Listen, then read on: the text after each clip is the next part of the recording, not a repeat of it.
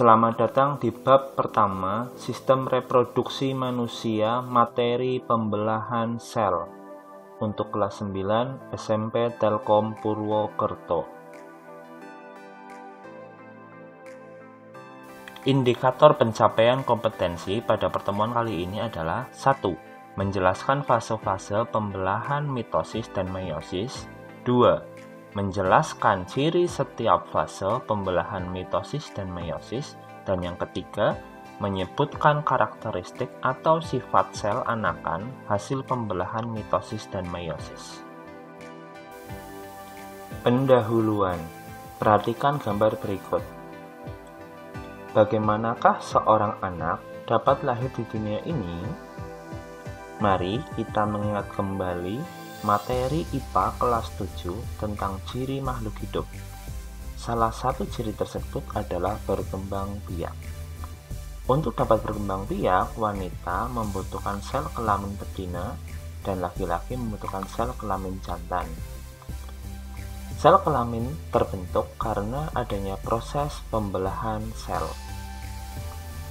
Adapun hal yang akan kita pelajari dalam materi pembelahan sel adalah pembelahan sel secara mitosis dan pembelahan sel secara meiosis. Adapun beberapa hal yang harus kita perhatikan adalah 1. Fase pada pembelahan. 2. Sifat atau karakteristik dari anakan. Dan yang ketiga, tempat terjadinya pembelahan. Pembelahan mitosis. Tahap yang pertama adalah profase. Perhatikan gambar berikut. Pada tahap ini, membran inti mulai rusak menjadi bagian-bagian kecil atau fragmen. Benang-benang kromatin atau DNA memadat menjadi kromosom. DNA dan kromosom dapat saya ibaratkan seperti tali yang dilipat dan digulung membentuk tali pramuka. Pembelahan mitosis, tahap yang kedua, yaitu metafase. Perhatikan gambar. Pada tahap ini, kromosom telah berjejer pada bidang pembelahan. Pembelahan mitosis, tahap yang ketiga, yaitu anafase. Perhatikan gambar. Pada tahap ini, kromatid saudara dari setiap pasangan memisah menuju ke kutub yang berlawanan. Pada akhir anafase, kedua kutub sel memiliki kromosom yang jumlahnya sama. Pembelahan mitosis, tahap yang terakhir atau tahap yang keempat, telofase. Perhatikan gambar. Pada tahap ini, membran inti mulai kembali bergabung dan kromosom mulai merenggang. Pembelahan meiosis. Tahap yang pertama, profase 1. Perhatikan gambar. Pembelahan meiosis sebenarnya hampir sama seperti pembelahan mitosis. Pada tahap ini, membran inti mulai rusak menjadi bagian-bagian kecil atau fragmen dan terbentuk gelendong pembelahan.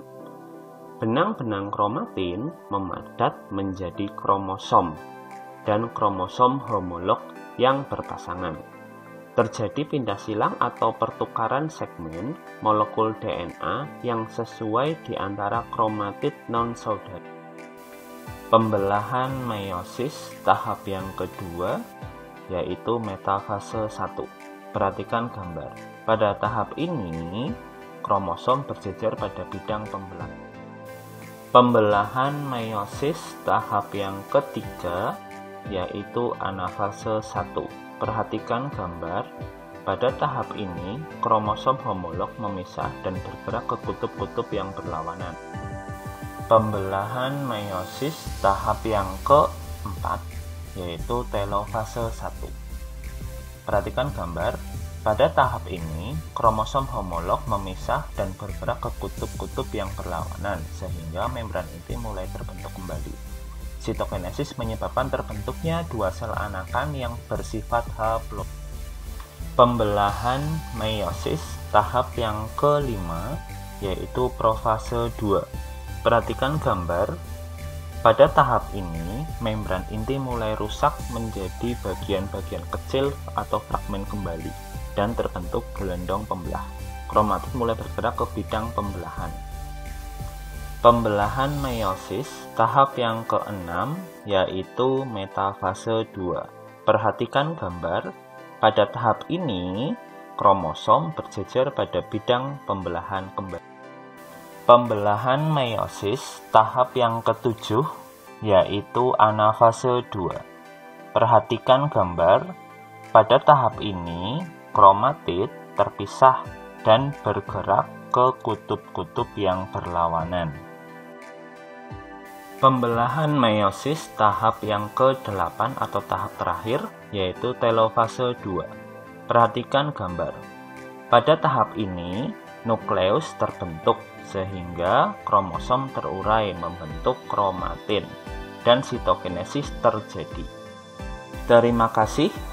Demikian video penjelasan untuk kali ini.